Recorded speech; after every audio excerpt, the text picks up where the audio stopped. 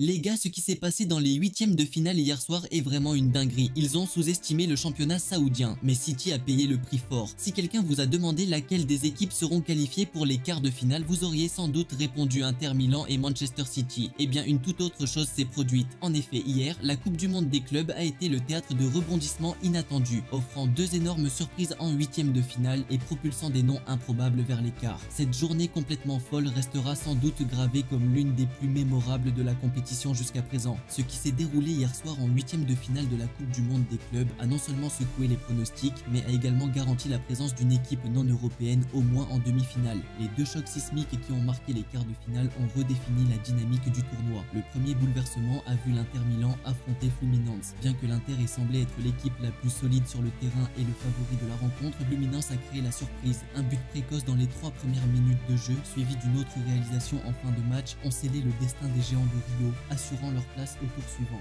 Puis l'action s'est déplacée à Orlando où Al Hilal a tout simplement stupéfié Manchester City dans ce qui est probablement le match le plus palpitant de la compétition à ce jour. Après 90 minutes de jeu haletante, le score était de 2-2. C'est finalement Marcos Leonardo qui a délivré le club saoudien en prolongation, inscrivant un but qui a offert à Al Hilal une victoire spectaculaire de 4-3. Quand le Real Madrid a fait le match nul contre Al Hilal, certains ont qualifié le Real de médiocre, mais ils ont vu de leurs yeux, Al Hilal n'est pas aussi petit qu'ils le pensent. Le championnat saoudien est à un haut niveau. Je ne vais pas dire qu'il est parmi les 5 meilleurs championnats comme l'a affirmé Cristiano Ronaldo, mais vous l'avez vu, c'est championnat très compétitif et le match d'hier soir contre Manchester City est une preuve évidente. Maintenant, l'Inter Milan et Manchester City, deux favoris incontestés, rentrent désormais chez eux, laissant Fluminense et Al Hilal se préparer à s'affronter à Orlando ce vendredi soir. Comme l'a si bien déclaré le président de la FIFA, Gianni Infantino, sur Instagram pendant la nuit, une nouvelle ère du football a commencé. Cette Coupe du Monde des clubs prouve une fois de plus que rien n'est jamais acquis dans le sport